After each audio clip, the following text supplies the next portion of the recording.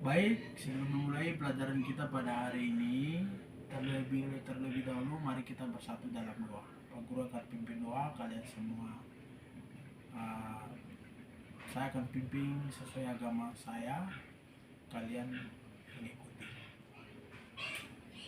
Berdoa selesai. Oke, baik. Selamat pagi semua anak-anak. Apa kabar kalian semua? Ya, Pak Guru berharap kalian semua sehat selalu. Oke, sebelum kita memulai pelajaran kita, mari kita absen dulu. Pertama, Pak Guru mau absen. Ya, ada Esther? Hadir. Anggita? Oke.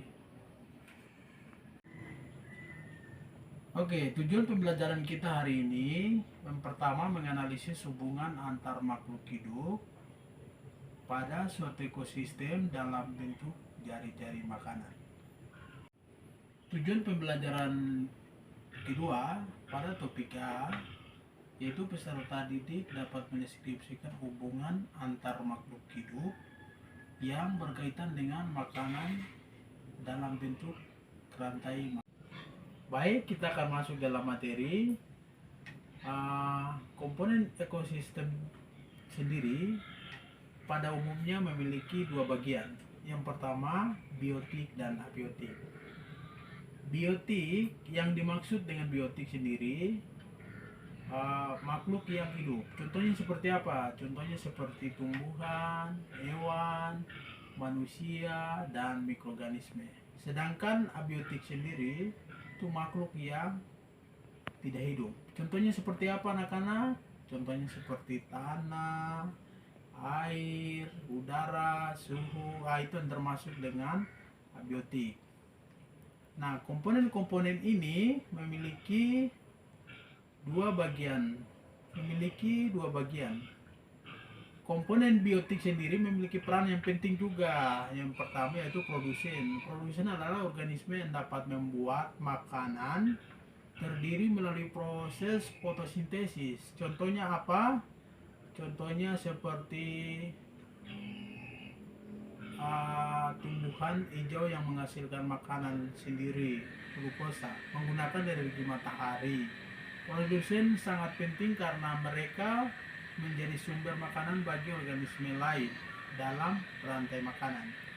Sedangkan yang kedua, konsumen. Nah, konsumen adalah organisme yang mengkonsumsi jenis-jenis konsumen.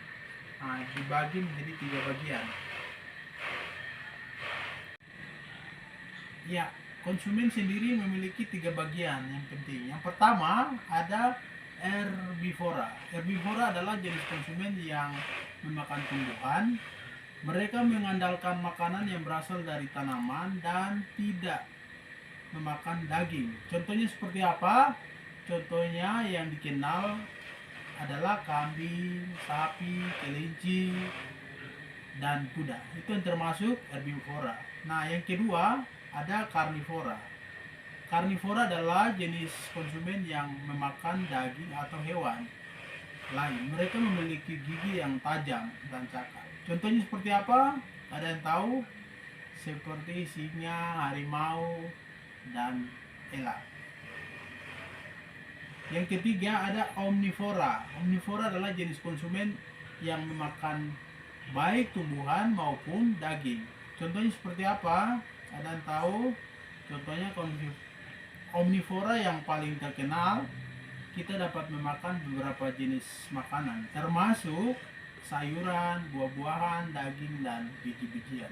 Nah, keuntungan dari omnivora yaitu dibagi menjadi dua. Sumber yang pertama, sumber nutrisi. Sumber nutrisi adalah salah satu keuntungan utama menjadi omnivora adalah kemampuan untuk mendapatkan nutrisi yang beragam dari berbagai sumber makanan. Dengan mengkonsumsi daging, kita mendapatkan protein hewan yang penting untuk membangun dan memperbaiki jaringan tubuh kita. Yang kedua, fleksibilitas. Dalam memenuhi kebutuhan makanan, sebagai omnivora kita memiliki fleksibilitas dalam memenuhi kebutuhan makanan kita. Ini berarti kita dapat mengadaptasi pola makan kita dalam kehidupan kita.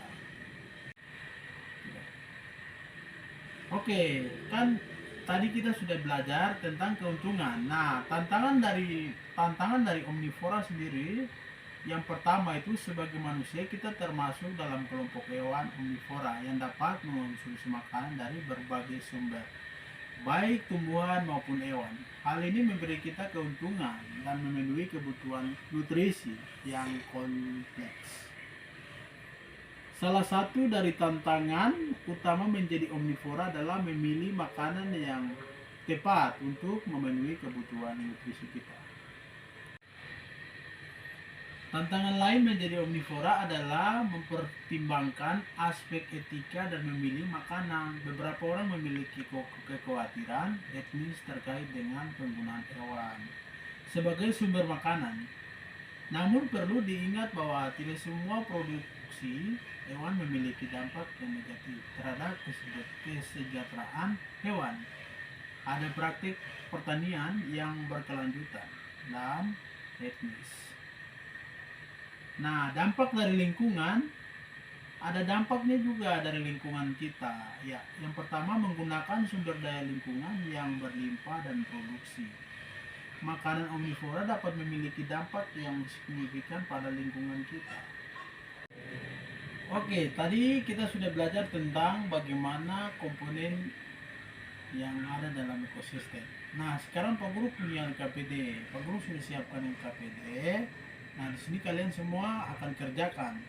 Tetapi sebelumnya kita akan bagi kelompok, 5 kelompok.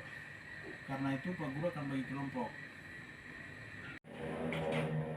Nah, di dalam LKPD sendiri, Pak Guru sudah siapkan ada soal. Nah, hari ini harus kalian selesaikan, lalu kumpul ke saya. Nah, soal yang pertama yaitu herbivora adalah kelompok hewan pemakan apa? Kalian sebutkan satu persatu. Nah, yang kedua, itu soal yang kedua, sebutkan 3 jenis hewan yang berdasarkan kelompok dan makanannya. Ya, Pak Guru memberikan kesempatan kalian mengerjakan soal ini, waktunya 10 menit.